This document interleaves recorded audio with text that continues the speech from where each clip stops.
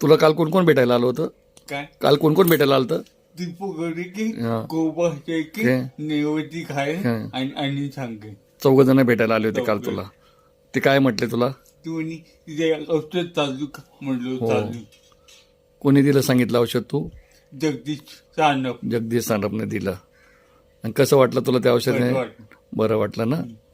हां. मी 9 महिने कोमात होतो. 1 महिन्याचा उठलो. 1 महिन्यात उठला. 9 महिने कोमामध्ये होता तो. कोमात. पण या औषधानं तू 1 महिन्यातच 1 उठला. महिन्यात उठलो. उठला. फार छान छान झालं. मला पण बरं वाटलं. तुला बरं वाटलं ते?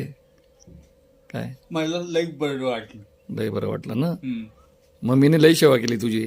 मग केली किती सेवा केली? किती पैसा खर्च केला? त्या 50-60 लाख रुपये 50-60 लाख रुपये खर्च केला ना? तरी आराम नव्हता पडला. नाही. पण आपल्या रियांश अमृत ज्यूसमुळे तुला आराम पडला. एक बाटलीत आराम झाला. पैसा वापरला एकदम उठायला लागलो. लागला. Okay okay okay. म्हणजे रियांश अमृत ज्यूस पॉवरफुल आहे. मग पॉवरफुल. ही बाकीच्या लोकांना देऊ का आम्ही?